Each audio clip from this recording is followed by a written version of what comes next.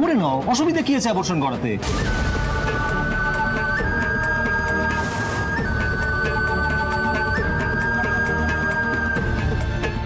এইসব তুমি কি বলছো?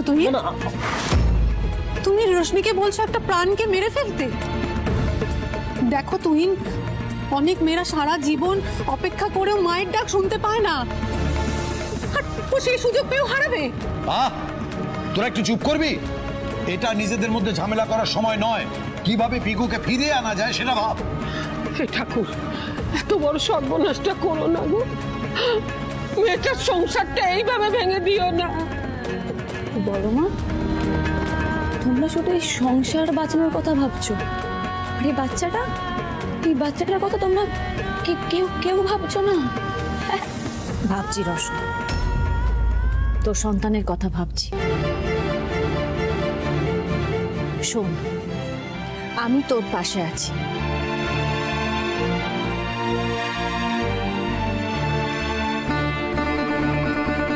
তুই তোর সন্তানকে নষ্ট করবি না, আমি তোকে বলছি।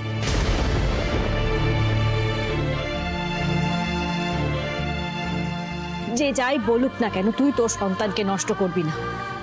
তোর সংসারও আমি ভাঙতে দেব না, আমি তোকে কথা দিচ্ছি।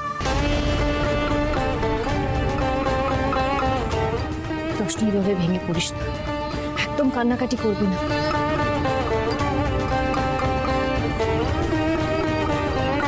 সামনের পথটা কিন্তু আরো কঠিন, তোকে জিততে হবে। একটা বড় লড়াই তোকে জিততে হবে রোশনি, আমি তোর পাশে আছি। শোনো অগ্নিদেব, আমরা দুজনে যাই, গিয়ে পিকুকে বোঝাই।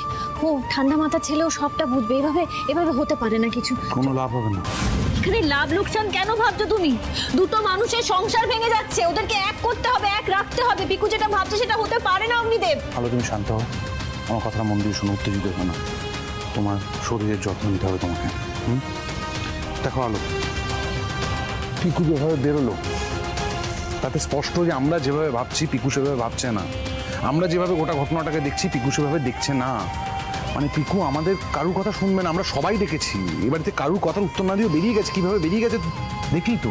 হ্যাঁ মানে বৌদি, দেখো দাদা কিন্তু ঠিকই বলছে, পিকু কখনোই রিয়াংশের বাচ্চাকে নিজের বাচ্চা হিসেবে মেনে নেবে না। দেখো এটা তো পসিবল না, সম্ভব না। এইভাবে আমার নাতনির সংসারটা তুমি ভেঙে দিও না ঠাকুর। হ্যাঁ গো বড়নাথ বউ, আমাদের এই বাড়ি থেকে কি অশান্তি কোনোদিনও বিদায় নেবে না? এরম ভাবে বলতে নেই বড়মা, সব ঠিক হবে, সব ঠিক হয়ে যাবে, একটু সময় দিতে হবে। পিকু ভালো ছেলে, বুদ্ধি আছে, ওকে ভালো করে বোঝালে। আসলে এই ঘটনাটা হঠাৎ করে ঘটেছে তো, ওই জন্য ওর মাথাটা গরম হয়ে গেছে, ওই সব কথাবার্তা বলে ফেলেছে। বড়মা একটা জিনিস মাথায় রাখবেন, যে মানুষটা মন থেকে কাউকে ভালোবাসে না, সেই মানুষটা তার উল্টো দিকের মানুষের দোষ গুণ ভালো মন্দ সবটা নিয়ে তাকে ভালোবাসে, তাকে আগলে রাখে। পিকু যদি সত্যি আমাদের রোশনিকে ভালোবাসে তাহলে এটাও মেনে নেবে। বাচ্চাটা যে আসছে তাকেও মেনে নেবে, আমার বিশ্বাস, এটা আমার বিশ্বাস।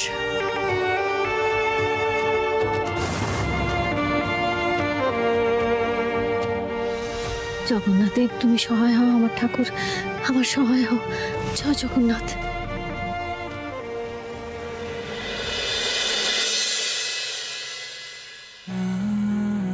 রোশনির গর্ভে যে সন্তান আছে সে আমার।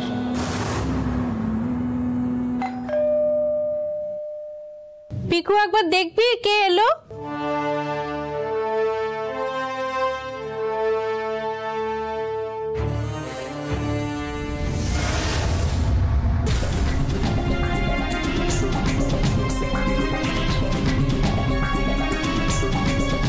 বৌদি তুমি এখানে?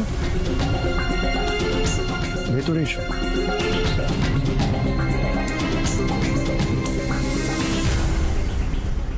বসো। জল খাবে? না পিকু, ঠিক আছে। এসেছে রে। ও তুমি? থাক, এই অবস্থায় নিচে হতে হবে না। বসো।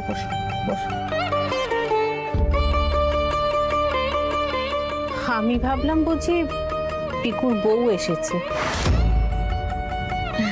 না আসলে রশনির শরীরটা একটু ভালো নেই তাই।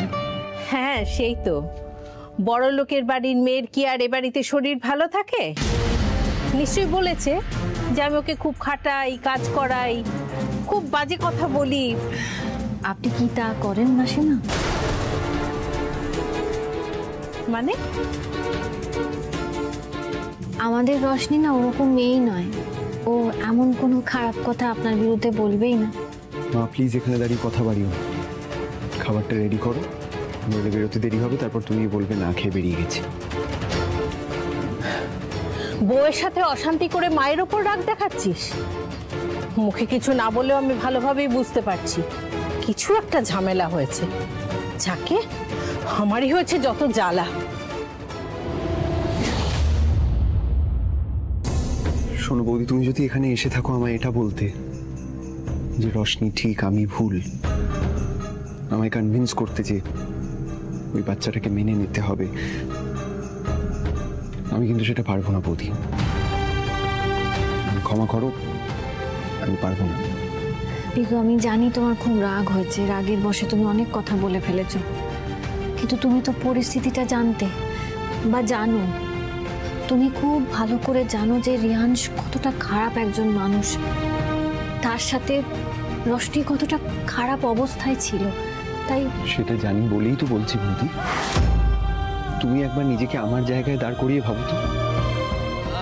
রিয়াংশের মতো একটা বাজে লোক, একটা খারাপ মানুষ, শয়তান, তার বাচ্চাকে রশনি এই পৃথিবীতে আনে। যতবার ওই বাচ্চাটার দিকে আমি তাকাবো না, আমি রিয়াংশকে দেখতে পাবো।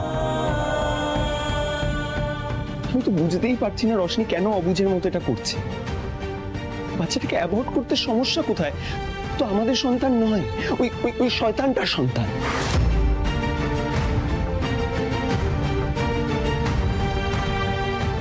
তুমি যেটা বলছো সেটা আমি মানতে পারবো না বৌদি, আমায় ক্ষমা করো। বৌদি তোমার শরীর খারাপ, এই অবস্থায় তুমি বাড়ি থেকে বেরিয়ে এখানে এসেছো, আমি রিকোয়েস্ট করছি আর এটা নিয়ে কথা বাড়িও না। আমার কিছু করার নেই বৌদি, আমি যেটা বলে এসেছি সেটাই ফাইনাল।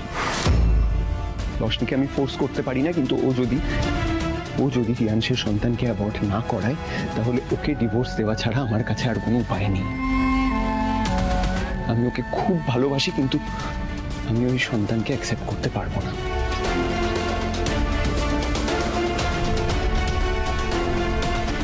আর একটা কথা তো আমি কিছুতেই বুঝতে পারছি না বৌদি, এই কথাগুলো যদি বলারই হতো সেটা তুমি এসে বলছো কেন?